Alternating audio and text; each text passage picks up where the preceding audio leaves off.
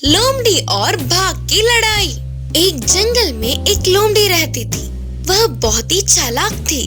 जंगल में उसका कोई दोस्त नहीं थे, क्योंकि वह लोमड़ी हमेशा सबको धोखा देती थी। कुत्ता, भेड़िया, बाकी के कोई भी जानवर इससे नहीं मिलते, दोस्ती भी नहीं करते थे। उससे सभी जानवर बच के घूमते थे। रात के समय बाकी के जानवरों को अपने अजीब से आवाजों से डराती थी। खामोशी के रातों में उसकी आवाजों की वजह से किसी की भी आंख नहीं लगती थी। चूहे अपने बिलों से बाहर नहीं निकलते, पक्षियाँ अपने घोंसलों में ही रह जाते थे। बाकी के जानवर भी उसकी चीखों को बर्दाश्त न कर पाते हुए अपने अपने जगहों में रह गए। ऊपर से लोमड़ी अपनी बड़ाई करती फिरती थी कि मुझसे ज्यादा जोर से कोई नहीं चिल्ला सकता। मेरी चीख सुनते ही सारे जानवर डर के भाग जाते हैं। इस तरह लोमड़ी हद से बाहर निकल गई। ऐसे चिल्लाना नहीं करके उसे बोलने का साहस किसी भी जानवर में नहीं था। एक दिन उसे बाघ का शरीर मिला। उसे देखते ही लोमड़ी को एक अजीब सी चाल सूझी। तब से उसके तेवर ही बदल गए। वह उस शरीर को पहनकर बाघ की तरह बदल कर बोली, आज से मैं बाघ राजा हूँ। उसका बल और साहस मुझ में भी है। जंगल के किसी भी जानवर को डरा सकता हूँ। अब से इस शरीर को पहने रखूंगा करके निर्णय किया। जंगल में आए हुए नए बाघ को देख छोटे जानवर डर के कांपने लगे। उस बाघ के किए हुए हमलों को बर्दाश्त नहीं कर पा रहे थे। लोमड़ी बाघ के रूप में उस जंगल का राजा बनकर पाल रही थी। ऐसे कुछ दिन बीत गए। एक दिन लोमड़ी जंगल के एक कोने में गई। उधर वह अकेली थी। उतने में अचानक एक बड़ा बाघ उसके सामने पड़ा। लोमड़ी को यकीन ही नहीं हो पा रहा था। वो तो सचमुच का बाघ था। अब तक इस जंगल में कोई भी बाघ या शेर तो नहीं आया, तो फिर अब ये कहां से आया होगा करके सोचते हुए डर के कांपने लगी। बाघ के रूप में सभी जानवरों को डराने वाली बात जानकर सचमुच का बाघ गुस्से से लोमड़ी के ऊपर कूद पड़ा। उसमें भी एक समान बल और साहस है करके समझने वाली लोमड़ी उससे लड़ने लगी। ऐसे सचमुच का बाघ और इस लोमड़ी बाघ के बीच बहुत देर तक एक युद्ध ही हुआ। लेकिन लोमड़ी भी कितने समय तक सामना कर सकती थी और उसने मदद के लिए चिल्लाया, लेकिन एक जानवर तक उसकी मदद करने नहीं आया। आखिर में बाघ ने अपने मजबूत पंजे से एक देकर उस लोमड़ी को मार दिया। बाकी के जानवरों के प्रति क्रूर स्वभाव का लोमड़ी उतना ही क्रूर मौत मरी। इस कहानी की शिक्षा है कि हमारा बुरा स्वभाव हमारी बुराई ही करता है। कौवे का सौभाग्य। एक जंगल के पेड़ पे एक अकेला कौवा रहता था। वो था तो बहुत ही होशियार, पर बाकी के जानवरों की तरह ना होते हुए काले होने पर हमेशा दुखी होता था। उसके खूबसूरत ना होने पर वह बाहर ही नहीं निकलता था। कभी एक बार बाकी के कौवों के साथ जाकर पूरे जंगल में घूम आता था।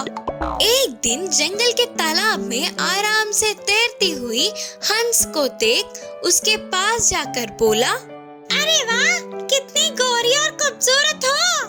तुम्हारे जैसा सुंदर और खुश कोई भी पक्षी नहीं होगी, और एक मैं हूँ जो ऐसा हूँ। बोलते हुए अपने आप को कोसने लगा। हंस ने कहा, मैं भी ऐसे ही सोचकर गर्वित थी, लेकिन तोते को देख पता चला कि मैं कितनी गलत थी। मैं तो बस एक रंग में हूँ, पर वो तोता लाल और हरे रंगों में कितनी सुंदर है। बोलते हुए हंस उदास हुई। तुरंत कौवा पेड़ के ऊपर तोते के पास उड़ता हुआ गया। हंस ने ऐसा कहा करके बोला, हाँ, हंस ने सही कहा। मैं अपने रंगों से बहुत खुश थी, लेकिन मोर को देख के लगा कि सुंदरता तो ये है, मुझ में तो सिर्फ 2 ही रंग है, वही मोर में कई रंग। तोते ने थोड़ी सी जलन से कहा। तो तुरंत मोर से मिलकर कौवा इन बातों को बताना चाहा और पूरे जंगल में ढूंढ लिया, लेकिन उसे मोर कहीं नहीं दिखी। जान पहचान वालों से भी पूछने पर मोर का पता नहीं चला। ऐसे थोड़े दिन बीत गए। एक बार कौवे के ऐसे उड़ते हुए जाते समय जू में उसे मोर दिखी। सारे पक्षियों को तुम बहुत सुंदर लगती हो, सबको तुम बहुत प्यारी लगते हो, बोलते हुए और 4 बातें जोड़कर तारीफें करने लगा। कौवे की बातों को सुनकर उदास मुंह बनाकर मोर बोली, मेरी सुंदरता की वजह से ही इधर फंस गई। जंगल में होने तक शिकारियों से बचते हुए छुपकर जीना पड़ा। आखिर में उनके हाथ लग के इस जू में पहुंच गई। मुझे लग रहा है कि कौवे से ज्यादा स्वतंत्र और कोई पक्षी नहीं है। इधर लगभग सभी पक्षियां हैं, सिवाय तुम कौवों के। अगर मैं भी कौवा होती तो तुम्हारे जैसे स्वतंत्र घूमती थी, है ना? आंखों में आंसू लेकर बोली मोर।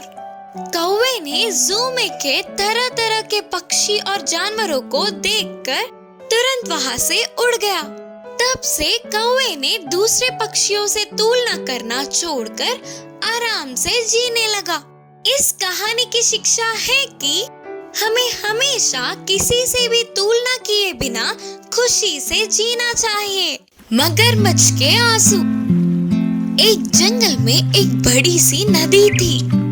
उस नदी में एक मगरमच्छ घूमता रहता था।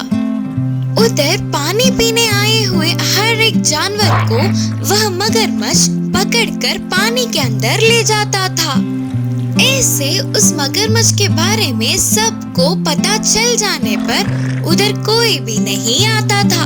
तब से वह मगरमच्छ कब कौन हाथ आएगा, उसका भोजन कौन बनेगा करके इंतजार कर रहा था।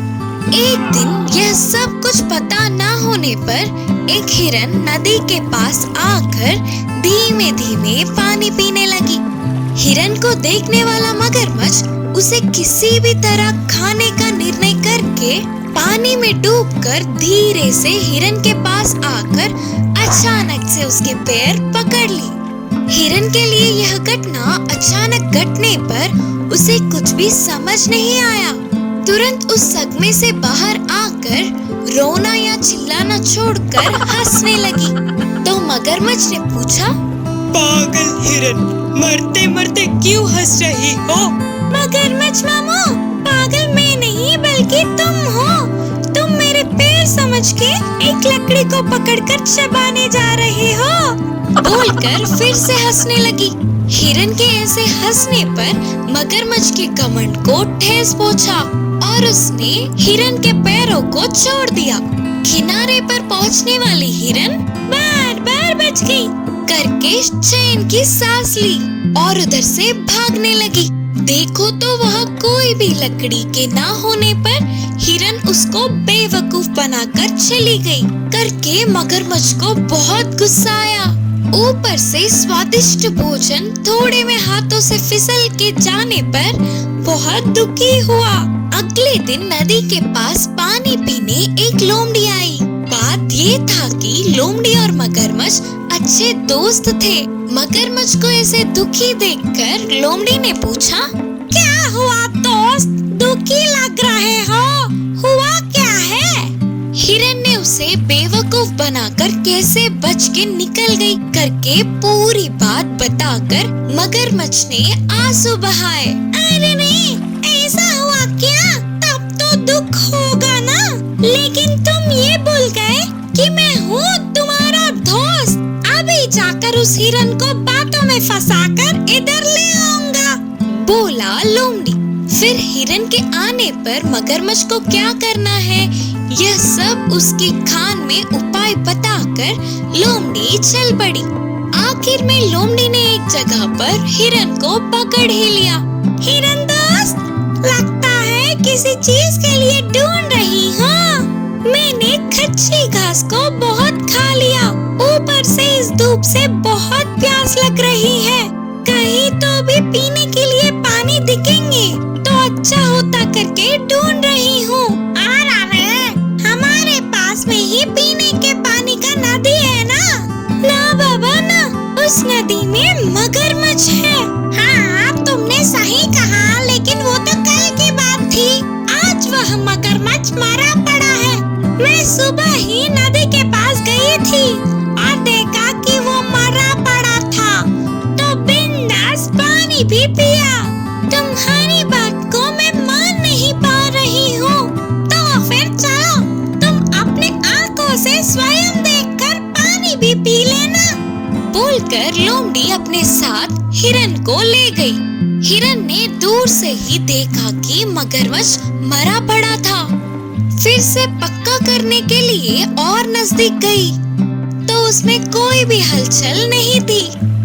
फिर भी हिरन को शक था, तो अपनी बुद्धि से बोली, अगर मगरमच्छ सच में मर गया तो उसके मुंह से उफ उफ के आवाजें आते हैं ना। हिरन को मनवाने के लिए मगरमच्छ उफ उफ उफ करने लगा।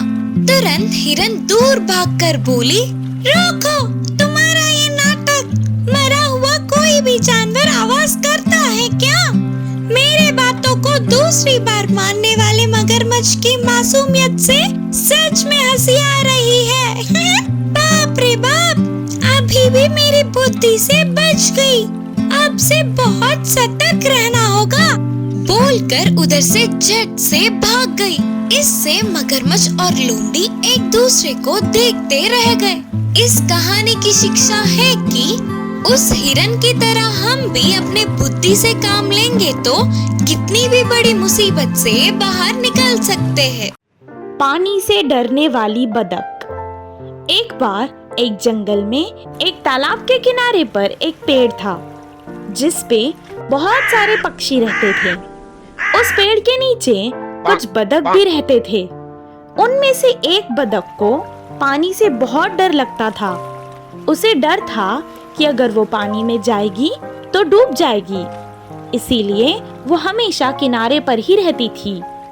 उसके दोस्त उसे हमेशा बढ़ावा देते थे और कहते थे, बहुत सारे चीजें खाने को मिलती है, जमीन पर कुछ नहीं। वो उनकी बातें सुनकर चली तो जाती, पर जैसे ही पानी को देखती तुरंत डर के वापस आ जाती। कभी जब उसे खाने को कुछ नहीं मिलता तो वो भूखी ही रह जाती, पर कभी पानी में नहीं जाती। मेरे दोस्त कितने मजे से खाना खा रहे हैं। पानी में कितना सारा खाना है और मैं यहाँ अकेली भूख से तड़प रही हूँ। पर भूख से तड़पना पानी में डूब के मरने से तो अच्छा है। मुझे पानी से बहुत डर लगता है, पता नहीं ये डर कब खत्म होगा। पेड़ के ऊपर से एक कौवा हमेशा उसे देखता था। उसे किसी भी तरह से अपने दोस्त का ये डर निकालना था। उसने बतख से कहा, दोस्त तुम इतना क्यों डर रहे हो? उस बंदर को देखो, वो कितने मजे से पेड़ से लटका हुआ है। और उन पक्षियों को तो देखो, कितने मजे से आसमान में उड़ रहे हैं। इसी तरह तुम भी मत डरो, अपने दोस्तों के साथ जाओ और मजे से तीरो, तुम नहीं डूबोगी। नहीं बाबा, मुझे तो बहुत डर लगता है। तुम कुछ भी कह लो, मुझे पता है अगर मैं पानी में जाऊंगी तो डूब जाऊंगी। उसे समझ आ गया था कि उसे समझाना फिजूल है, इसीलिए उसने एक उपाय सोचा। ठीक है, अगर तुम नहीं जाना चाहती तो तुम्हारी मर्जी। कल हम सारे मित्र जंगल देखने जा रहे हैं, तुम मेरे साथ चलोगी? हमेशा एक ही जगह रहने वाली बतख को जब सारा जंगल देखने का मौका मिला तो उसने तुरंत हाँ कह दी। अगले दिन कौवों ने उसे एक जाली पर बिठाया और उड़ते हुए तालाब से ऊपर से चले गए। वो आसमान में उड़ते हुए जंगल को देखकर बहुत खुश हुई और सब भूल गई। तालाब के बीच आकर अचानक कौवों ने उसे छोड़ दिया और वो नीचे पानी में गिर गई। कुछ देर वो डरने लगी कि वो पानी में डूब जाएगी और बचाओ बचाओ चीखने लगी। पर जब किसी ने उसकी मदद नहीं की तो वो खुद ही धीरे धीरे तैरने लगी। कुछ देर के बाद उसको सारा डर निकल गया और वो मजे से तैरने लगी। उसके दोस्त भी उसे तैरते हुए देखकर बहुत खुश हुए। कुछ देर बाद वो किनारे पर आई और अपने दोस्त कौवे से धन्यवाद कहने लगी। इस कहानी से हमें ये शिक्षा मिलती है कि हमारा डर ही हमें आगे बढ़ने नहीं देता।